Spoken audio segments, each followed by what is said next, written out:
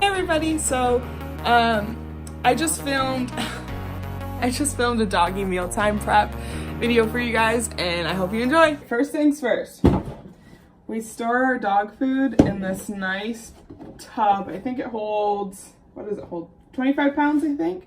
I think so. Keeps it really airtight, really fresh, keeps the dogs out of it. So we have two different bowl styles. We have the Ray Dunn ceramic bowls. We have two of those. Munch, and then this one says all mine. And then for our two eaters that are obsessed with food, we have these Outward Hound Slow Feeders. And it basically just makes it so the dogs have to take their time and can't gobble the food down and get an upset stomach. Okay. So to start, this is the fun part.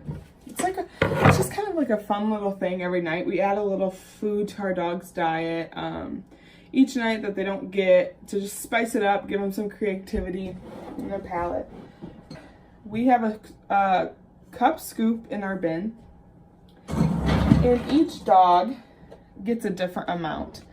And for the Outward Hound, we basically you just pour it in and make it pretty even throughout. So as you can see here, this is a little bit higher, so I'll just kind of scoop it around, make it flat and even in there. And then we'll do the same for the other dog. So in our ceramic bowls, we just basically throw their food in because they actually chew it, so we don't have to worry about it being uneven or anything like that. And then once we're finished with the kibble, we just make sure to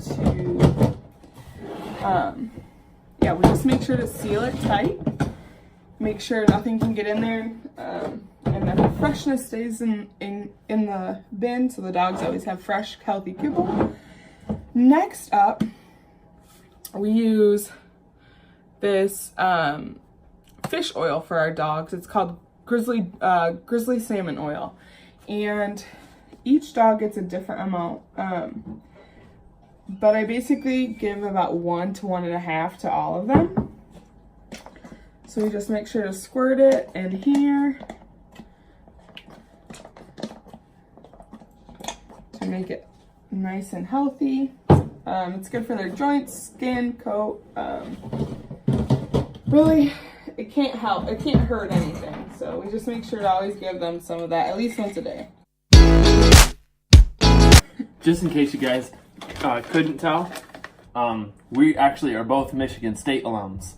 So the more you know. Okay, next up, we actually like to incorporate raw components to our dog's food every day, and so we are subscribed to this company out of California called the Real Dog Box, and we get a subscription monthly with all different treats and chews. For example, we've gotten lamb ear, beef backstrap, salmon. This is beef liver, turkey. We've gotten turkey breast. This is Alaskan pollock. So we've gotten a lot of things. We get chicken feet, duck feet, and they just really get. You can come in.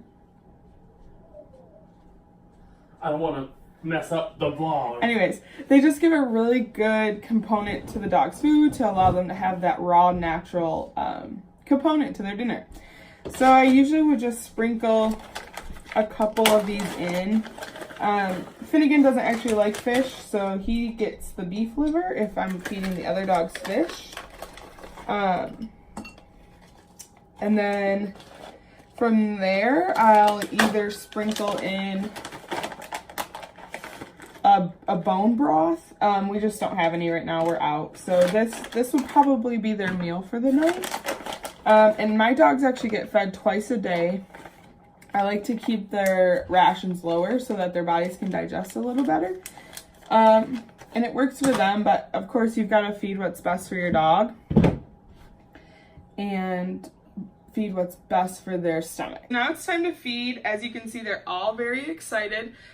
What I have taught my dogs was not to touch their food until I give them the okay.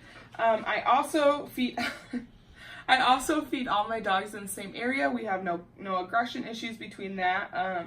No dog food possession. Finnegan is sitting pretty for me because he Sit pretty. Sit pretty. Good boy.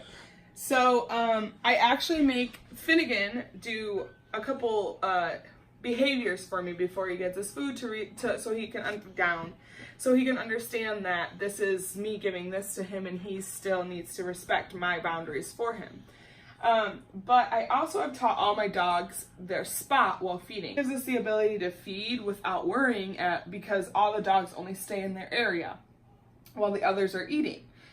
So you'll see my two girls right here will go directly to their spot. Okay.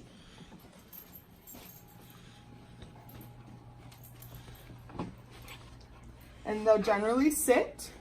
As you can see, the boys are even sitting and I don't have their bowls yet. Here is a doofus. I always make sure they make direct eye contact with me before giving their food, so they just give me that respect.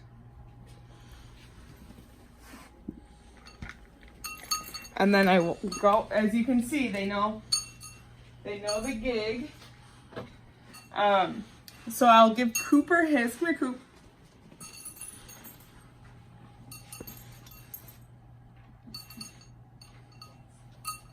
And then Finnegan here has to do a couple behaviors for me. So, Finny,